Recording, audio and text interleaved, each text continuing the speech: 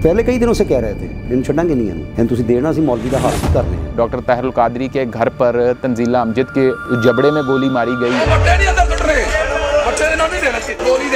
Firing कर रहे हैं और कह रहे हैं गुड शॉट। आपके वाले साहब को अगर मार दिया तो आप भी हमारे लिए कोई चीज़ नहीं है। हम रेंगते हुए वापस गए और हमें नहीं पता था कि हम आज यहाँ से वापस जा पाएंगे भी कि नहीं। एक SHO का क्या काम है चीफ मिनिस्टर हाउस में 4 घंटे? खसूसन जो दाढ़ी वाले थे उनकी दाढ़ी से पकड़ के पंजाबी में मुझे गालियाँ निकाली, शदीद मारा। ये हमारी पुलिस थी या किसी और मुल्क की पुलिस थी? चूड़ियाँ ले लें, ये इन गार्ड्स को पहना दें, हम खुद जाके उन्हें जवाब दे लेंगे। पुलिस ने मर्डर नहीं किया, मैं आपको ऑन ओथ कहता हूँ। कमांड जो है वो गुल्लू भट्ट ने टेक ओवर कर ली। स्नाइपर्स मौजूद थे, वो कौन लोग थे, किसने उनको भेजा, क्या तजावजात के ऑपरेशन में ये कुछ होता है? जब लॉ मिनिस्टर ये कहेगा कि हम इनको एक सबक सिखाएंगे, ये सानिहा प्रॉपरली प्री प्लान्ड था। अदालती निज़ाम हमारा टोटली, मैं अब इससे ज़्यादा सख्त अल्फाज नहीं कह सकता।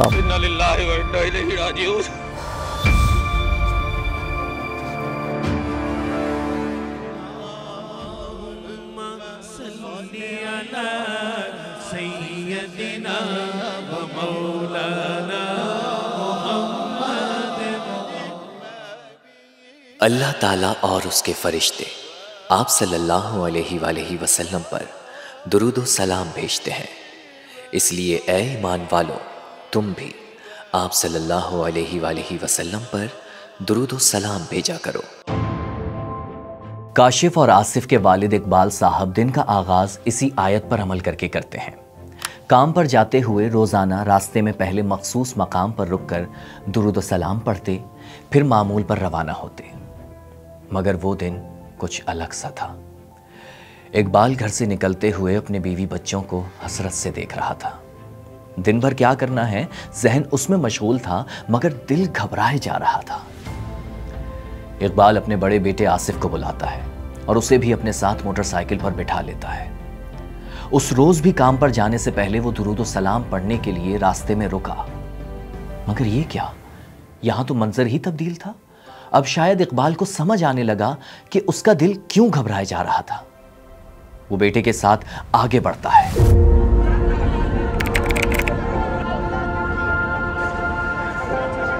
खून में लथपथ इकबाल जमीन पर पड़ा है। बेटे आसिफ को पुलिस वाले गिरफ्तार करके घसीटते हुए ले जा रहे हैं। आखिर इन 3 घंटों में बाप बेटों के साथ क्या हुआ, यह बताने से पहले आपको एक रोज कबल होने वाली मीटिंग में लिए चलता हूं।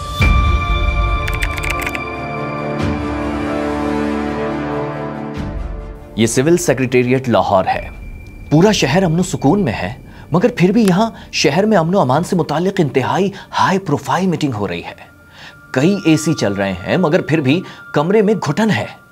राना सनाउल्लाह बार बार मूंछों को ताव दे रहे हैं, चेहरे पर गुस्सा नुमाया है। मीटिंग में चीफ सेक्रेटरी पंजाब, वजीर आला के principal secretary Tauqeer Shah, commissioner, CCPO special branch के नुमाइंदे और वजीर आला के अलावा सूबे के सारे बड़े लोग मौजूद हैं। मगर लाहौर में होने वाली इस high command law and order meeting का लाहौर के डेवलपमेंट से कोई ताल्लुक नहीं। इस मीटिंग का मौजू है लंदन में बैठे ताहिरुल कादरी और उनका लॉन्ग मार्च।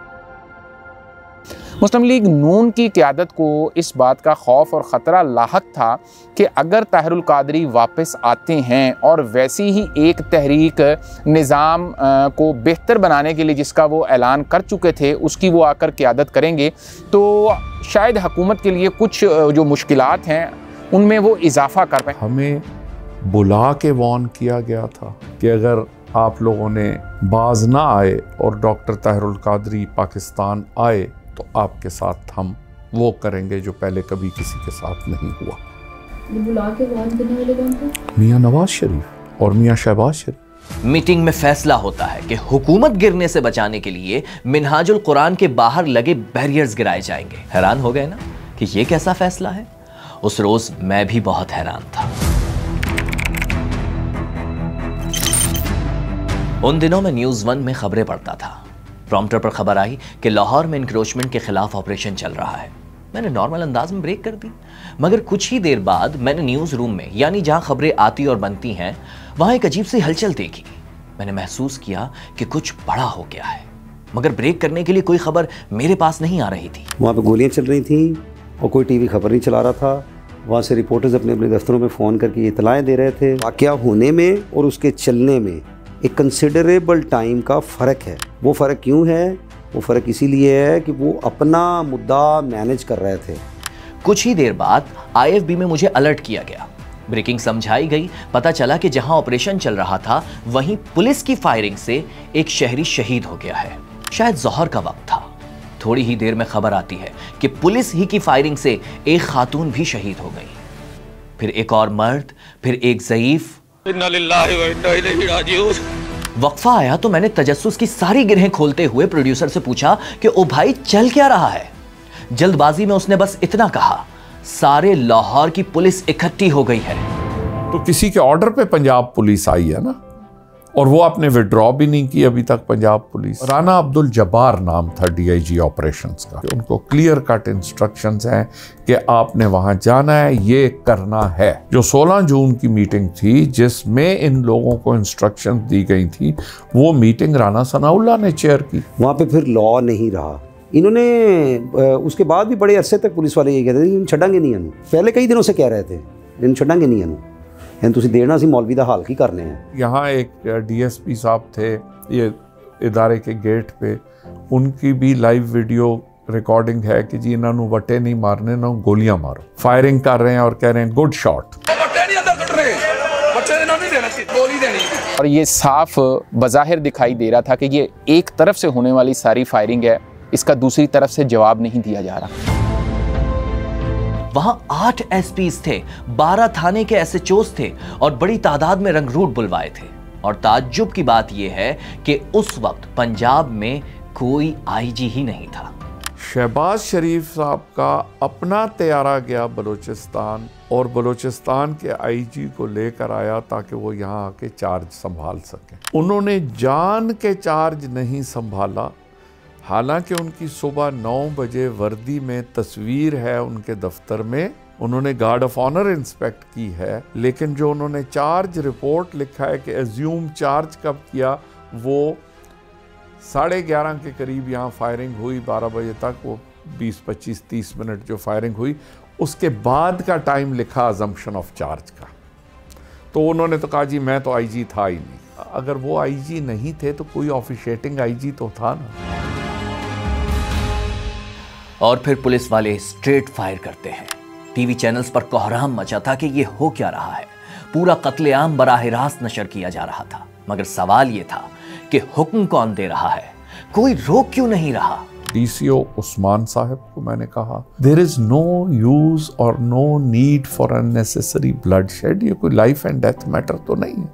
अगर आज बैरियर नहीं हटाएंगे तो कल हटा लेंगे। ਅਸੀਂ ਸਾਰੇ ਡਾਕੂਮੈਂਟਸ ਲਿਖਨੇ ਠੀਕ ਹੈ, ਤੁਸੀਂ ਪੜੋ, ਅਸੀਂ ਪੜਨੇ हैं, पढ़ के ਅਸੀਂ अपने आप ਨੂੰ क्लियर करें।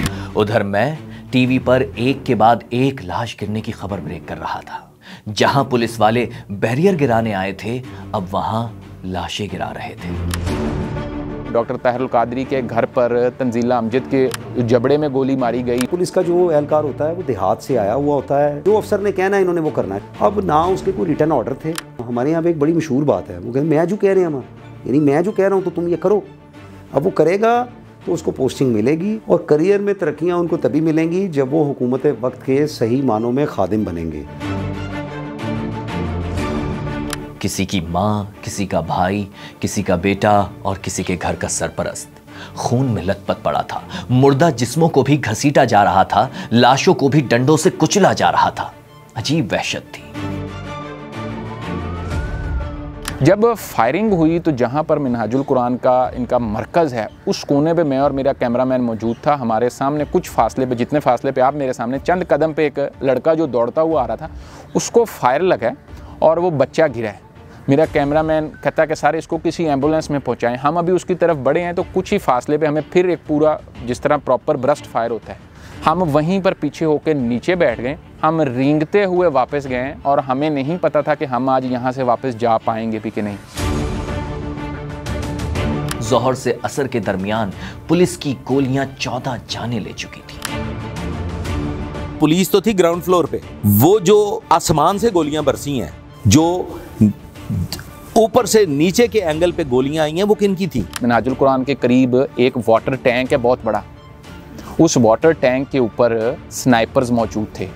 वो कौन लोग थे, किसने उनको भेजा, क्या तजावजात के ऑपरेशन में ये कुछ होता है? उसके बाद हमने देखा करीब ही वहाँ आप जाके कवर करें, सोशल वेलफेयर की एक बिल्डिंग है आई गेस, उसकी छत पर भी सादा कपड़ों में मुसल्ला लोग मौजूद थे जिनका स्ट्रेट टारगेट सिर्फ और सिर्फ मिनहाजुल कुरान की एंट्रेंस, डॉक्टर ताहिरुल कादरी की एंट्रेंस और ये 3 गलियां। यानी कि बज़ाहिर ये वो सानहा बनाने का प्लान था कि इधर से फायरिंग करवाई जाएगी, उधर से पुलिस मारेगी, इनको 2 तरफ से अटैक किया जाएगा और बाद में वही जो हस्बे मामूल नाम दिया जाता है जी, इधर से इश्तिआल अंगेज़ी की गई तो नतीजे में कुछ पुलिस वाले ज़ख्मी हुए तो पुलिस ने जवाबी कार्रवाई करते हुए ये सब कुछ किया। इसको हम मिस हैंडलिंग कह सकते हैं, लेकिन पुलिस ने मर्डर नहीं किया, मैं आपको ऑन ओथ कहता हूँ, क्योंकि वो जो गोलियां लगी हैं वो मीनारों पे से लगी हैं। वो गोलियां बलाई 3री 4थी मंजिल से नीचे की जानिब लगी हैं, नीचे से ऊपर कोई गोली नहीं लगी। जब लॉ मिनिस्टर ये कहेगा कि हम इनको एक सबक सिखाएंगे, ये फ़िक्रा जो है ये बजाते खुद जो है ये लॉ की वायलेशन है, ये दबे लफ्ज़ों धमकी में आता है। मैं हैरान था टीवी पर वो विजुअल्स देखकर कि जब पुलिस वाले मार मार कर थक गए, खून बहाने के बाद पानी की प्यास लगी तो दुकानों के ताले तोड़ दिए, लूटमार शुरू कर दी। अब आज इनसे पूछे ना कि ये आपने क्यों किया, वो कहते हैं कि हमारे पास पीने का पानी नहीं था, हम क्या करते। वहाँ के जूस के ठेले वाले, रेडियों वाले, उन्होंने कहा कि हमें नहीं समझ आती ये हमारी पुलिस थी या किसी और मुल्क की पुलिस थी, इन्होंने जिस तरीके से वाकया बर्पा करने के बाद यहाँ पर लूटमार की, जिसको जो चीज़ मिली वो भी साथ ले गए क्योंकि उनको पता था कि हमें पूछने वाला शायद है कोई नहीं, उनको बिल्कुल फ्री हैंड था। जहाँ पर वो दरूद पाक बैठ के पढ़ते हैं उसके शीशे तोड़े गए।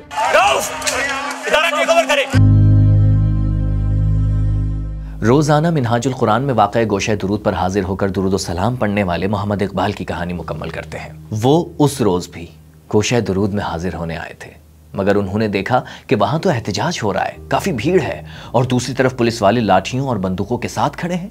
उस रोज़ वो भी एहतजाज में शामिल हो गए। एक तरफ ये जो पार्क है, पार्क वाली साइड पे एंड वाले कॉर्नर से पुलिस ने दावा बोल दिया, काफ़ी लोग ज़ख्मी हुए और मेरे वाले साहब भी उस फायरिंग के नतीजे में ज़ख्मी हुए और ज़ख्मों की ताब ना लाते हुए एट द स्पॉट डेथ हो गई उनकी।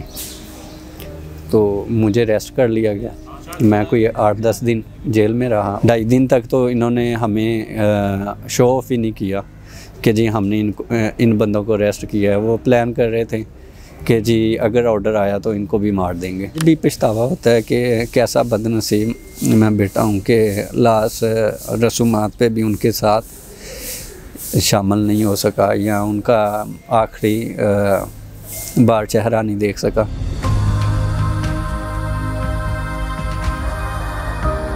ये वो शख्स है जिसकी पैदाइश मक्का में हुई थी, लड़कपन सऊदी अरब में गुजारा और फिर अपने ख़ानदान के पास लाहौर आ गया। ये वो ख़ानदान था जो क़याम पाकिस्तान से पहले नवाज शरीफ के वालिदैन के पड़ोस में अम्बरसर में रहता था।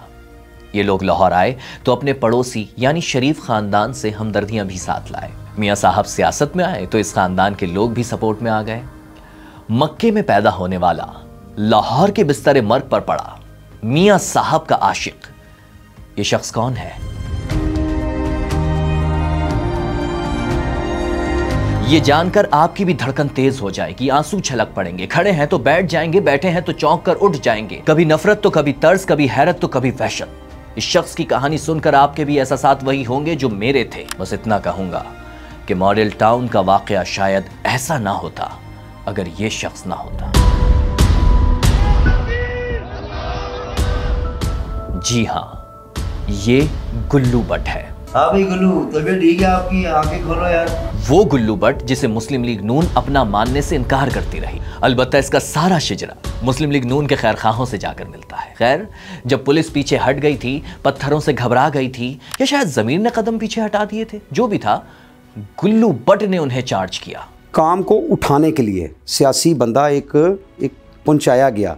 वो जब वहाँ पे आया तो उसने आके ना तो उसने पुलिस वालों को हल्लाशेरी दी। हमने ये देखा कमांड जो है वो गुल्लू भट्ट ने टेक ओवर कर ली। यकीनन आप ये जानना चाहते हैं कि गुल्लू भट्ट को क्या हुआ है, ये बिस्तर पर क्यों पड़ा है। ये बताने से पहले मैं आपको ये बताना चाहूंगा कि उस रोज 14 जानें जनाजों में कैसे बदल गईं। क्या मिनहाजुल कुरान के दफ्तर से भी फायरिंग हुई थी? क्या पुलिस वाले भी शहीद हुए थे? क्रॉस फायरिंग वहाँ पे नहीं हुई है, फायरिंग एक तरफा थी इन लोगों ने की। फिर वहाँ पे ना एक सिस्टमेटिकली अफवाह फैलाई गई कि कुछ पुलिस वाले शहीद हो गए, हालांकि कोई शहीद नहीं हुआ था। जब फायरिंग होती है, कुछ खवातीन अकबी गली से आती हैं और आके खुरम नवाज गंडापुर को, एग्जैक्ट मैं आपको कोट एंड कोट बता रहा हूँ, उन्होंने इस हद तक प्रोवोक किया कि उन्होंने कहा कि आप ऐसा करें खुरम साहब, हमारी चूड़ियाँ ले लें, ये इन गार्ड्स को पहना दें और इनसे असला लेके हमें दे दें, हम खुद जाके उन्हें जवाब दे लेंगे। उन्होंने at the same time guard से कहा तमाम गार्ड्स अंदर चले जाएं, कोई असले वाला मुसल्ला बंदा मैं बाहर ना देखूं, और जो ड्यूटी पर मौजूद रूटीन के गार्ड्स हैं वो भी अपना असला अंदर जाके रख दें। यहाँ से डॉक्टर ताहिरुल कादरी की रिहाइश से एक गोली भी नहीं चलनी चाहिए। हमने अपने गेट्स बंद कर लिए, वेपन्स वापस ले ली गई, खाली गार्ड खड़े थे, नफ्सो नफ्सी थी, कुछ पता नहीं चला। एक टीम आई थे, उन्होंने ज़्यादा को किया, बहुत मारा, किसी गाड़ी में ले गए और वहाँ बातें ये कर रहे थे कि बॉर्डर के पास जाके आपको इनको शूट कर दिया जाए। जो रात थाने में गए तो वहाँ खसूसन जो दाढ़ी वाले थे उनकी दाढ़ी से पकड़ के पंजाबी में मुझे गालियाँ निकाली, शदीद मारा। मामले की तहकीकात करने वाले बाकर नचवी कमीशन में क्या था, उसका क्या बना, और इस सानेहे के जिम्मेदार अब कहाँ हैं? किसी जालिम को सज़ा नहीं मिली, यही वो बात है जो इस चीज़ को तकवीयत देती है कि ये सानेहा प्रॉपरली प्री प्लान्ड था। वो सब बदल गए। मैं आपको बता रहा हूँ, राणा अब्दुल जब्बार का पता ही नहीं है वो कहाँ है।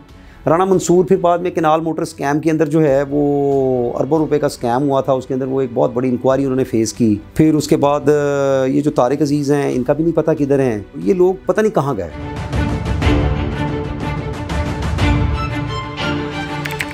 जून 2013 में नवाज शरीफ तीसरी बार वजीर आजम बने थे। जून 2014 में ताहिरुल कादरी को एक्टिव देखकर नवाज शरीफ परेशान थे, क्योंकि 1.5 साल पहले ही यानी जरदारी की हुकूमत में ताहिरुल कादरी का अवामी ताकत दिखाकर मुतालिबात मनवाना अभी नवाज शरीफ के जहन में ताज़ा था। और अब एक बार फिर ताहिरुल कादरी एक्टिव हैं तो मतलब कोई और एक्टिव है। उस वक्त जो पावर्स दैट भी यानी एस्टैब्लिशमेंट, उनका ज़हन ये था कि हमने जो है वो मियां नवाज शरीफ को सीन में से आउट करना। नवाज शरीफ काफ़ी समझदार हैं। हुकूमत गिराने का ख्वाब लंदन में ताहिरुल कादरी देख रहे थे, मगर ताबीर नवाज शरीफ समझ गए थे। ताबीर पूरी ना हो इसके लिए ज़रूरी था कि ताहिरुल कादरी को लंदन से वतन वापस ना आने दिया जाए। अरेस्ट करने का शौक 100 बार पूरा कर ले, मैं जा रहा हूँ पाकिस्तान, दिन दिहाड़े जा रहा हूँ। प्लानिंग की गई मगर शायद पोस्ट प्लानिंग नहीं।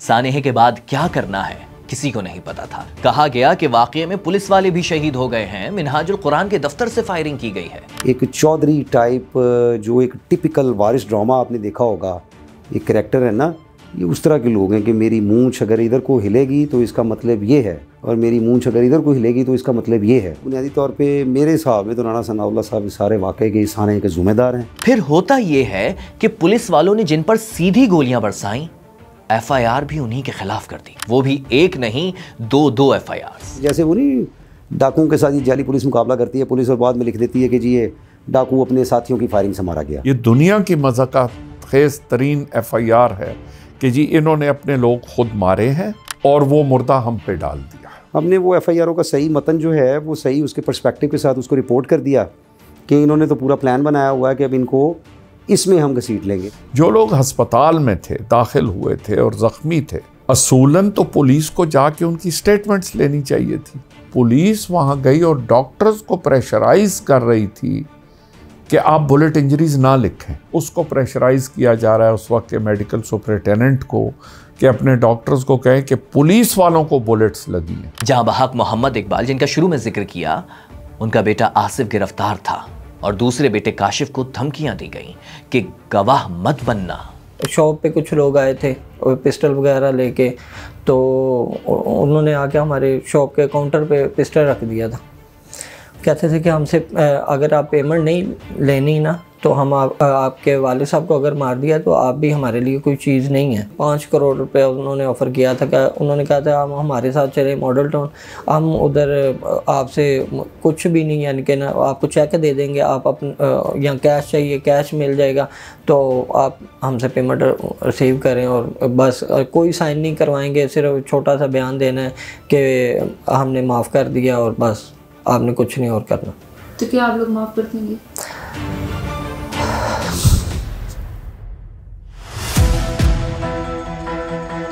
ताहिरुल कादरी की नजरें मुल्क की सबसे ताकतवर कुर्सी यानी आर्मी चीफ की तरफ थी। वहां से इन्वॉल्वमेंट हुई तो नई FIR भी दर्ज हो गई। अब कोर्ट में केस चल रहा था। ताहिरुल कादरी वतन वापस आ गए थे, मगर शरीके जुर्म तमाम ओहदेदार गायब हो जाते हैं। सानेह के 2.5 माह बाद ताहिरुल कादरी इमरान खान का हाथ थामे इस्लामाबाद में धरने पर बैठ गए। उस वक्त तो ना हुकूमत गिरी, ना सानेह के जिम्मेदारों को सजा मिली। अलबत्ता लाहौर हाई कोर्ट के हुक्म पर जस्टिस बाकर नचवी की सरबराही में एक तहकीकाती कमीशन बनता है। मगर क्या कहिए इस बादशाही निज़ाम पर कि सल्तनत के बादशाह के खिलाफ इंक्वायरी हो और वो होने दे? ऐसा मुमकिन नहीं। कमीशन की रिपोर्ट को हुकूमत ने दबा दिया और 4 साल बाद यानी 2017 के दिसंबर में लाहौर हाई कोर्ट के हुक्म पर कमीशन की रिपोर्ट यह कहकर पब्लिक की कि इसमें तो खामियां हैं। जब हम सुप्रीम कोर्ट गए और सुप्रीम कोर्ट ने कहा कि जी आपकी दरख्वास्त हमने कबूल कर ली है और आपको एक इंडिपेंडेंट JIT बना के दे रहे हैं, तो इसके बाद एहतजाज का कोई जवाज़ है? हमें तो पता नहीं था कि हाई कोर्ट 4 साल लेके इसके JIT के स्टे ऑर्डर पे बैठाए रखेगी। अदालती निज़ाम हमारा टोटली, मैं अब इससे ज़्यादा सख्त अल्फाज नहीं कह सकता, हम खुद भी FIR ज़दा लोग हैं, लेकिन it's a failed judicial system of this country. Baqar Naqvi commission की इस रिपोर्ट में कई सवालात उठाए गए। पहला सवाल, मामूली इंक्रोचमेंट ऑपरेशन के लिए राना सनाउल्लाह लाहौर के सारे बड़ों को लेकर बैठ गए, क्यों? दूसरा सवाल, इंक्रोचमेंट का मामूली ऑपरेशन करने 12 थानों की पुलिस गई, क्यों? तीसरा सवाल, विफाकी हुकूमत ने उस वक्त IG पंजाब खान बेग को ओहदे से क्यों हटाया? नए IG ने सुबह 10:30 बजे से 12 बजे तक ओहदा क्यों न संभाला? अलबत्ता 10:30 बजे chief justice Lahore high court हलफ ले रहे थे। चौथा सवाल, इस कत्लो गारत गरी से जरा पहले DCO लाहौर भी तब्दील कर दिया गया, क्यों? पांचवा सवाल, जब 16 जून को बैरियर्स हटाने का फैसला मीटिंग में हो रहा था तो उस वक्त वहां वजीर आला के सेक्रेटरी भी मौजूद थे, मगर वजीर आला शहबाज शरीफ फरमाते हैं कि उन्हें सुबह 9 बजे टीवी देखकर सूरत हाल मालूम हुई और उन्होंने 10 बजे वजीर कानून राना सनाउल्लाह को पीछे हटने का ज़बानी हुक्म दिया। वहां सूरत हाल खराब होती जा रही थी और इधर 10:30 बजे वजीर आला chief justice Lahore high court की ओथ टेकिंग सेरेमनी में थे और फिर सुबह 11 बजे वो अपनी रिहाइशगाह मॉडल टाउन पर एक फॉरेन डेलीगेशन से मीटिंग के लिए आ गए और फिर 1 बजे तक उन्होंने पूछना गवारा नहीं किया कि सूरत हाल का क्या बना, उनके हुक्म पर अमल हुआ कि नहीं। शहबाज शरीफ साहब ने झूठ बोला। देखें, एक चीफ मिनिस्टर का क्या काम है। एक दिन पहले हमने दिखाया है कि शहबाज शरीफ साहब के घर SHO Faisal town, SP model town 4 घंटे शहबाज शरीफ के पास रहे हैं। एक SHO का क्या काम है चीफ मिनिस्टर हाउस में 4 घंटे? उसकी सारी फ़ोनें चीफ मिनिस्टर हाउस के टावर से हुई। रहीम हैं जो SP थे, उनकी सारी कॉल्स रायविंड से हुई।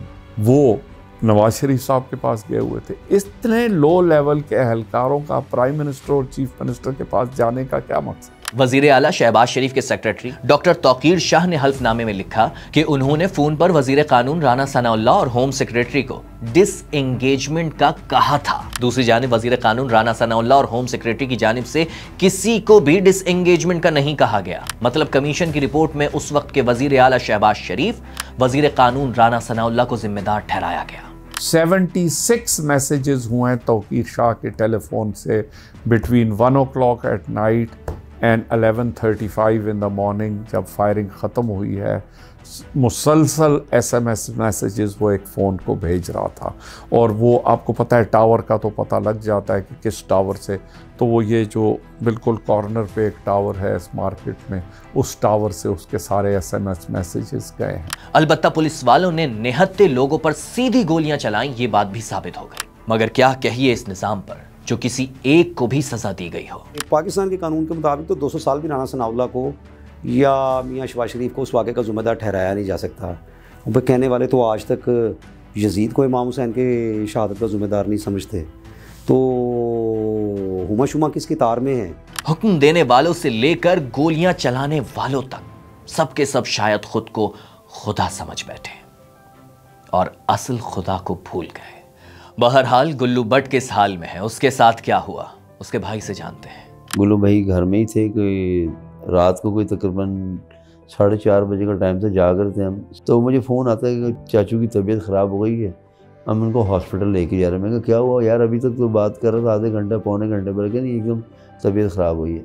मैंने भाभी से बात की, मैंने क्या मसला है, कह रही मुझसे कहा नाश्ता दो मुझे, और मैंने कहा अच्छा मैं बनाती हूँ। कहती मैं जब अंदर किचन में नाश्ता बनाने गई है ना, फिर बेड से ना नीचे गिर पड़े। एक पीरियड होता है 6 घंटे या 3 घंटे का, उसमें उसको एक टीका लगता है ब्रेन हैमरेज वालों को जो लगाते हैं, तो वो इनको बर वक्त डोज नहीं मिली। इन्हें गिला है कि उनके भाई ने सालों जेल में गुजारे, आज बिस्तर पर पड़ा है, मगर ऑपरेशन करने वाले या हुक्मरानों में से किसी को भी सजा नहीं मिली। उस अहम किरदार ही गुल्लू भट्ट को बनाया गया, मोहरा बनाया गया, बाकी उसमें जितने जो लोग थे सजा तो किसी को भी नहीं मिली। यानी कि कहने का मकसद, अगर गुल्लू भट्ट ने जो किया उसकी सजा उसने पा ली। नून लीग जो है ना हमारा प्लेटफॉर्म है, हमारा घर है, हम इसी को सपोर्ट करेंगे। हजरत उमर रजी अल्लाह तआला अन्हु ने फरमाया कि अगर दरिया फरात के किनारे एक बकरी भी भूखी मर गई तो उमर से उसके बारे में यह हशर के दिन सवाल होगा। तो इस दौर के हुक्मरान इन 12 जानों के ज़या से खुद को बरी ज़िम्मा कैसे कर सकते हैं, बल्कि आज वो फिर जोरों शोर से इख्तिदार में वापस आने को तैयार हैं। लेकिन क्या आप तैयार हैं? फैसला आपके हाथ में है।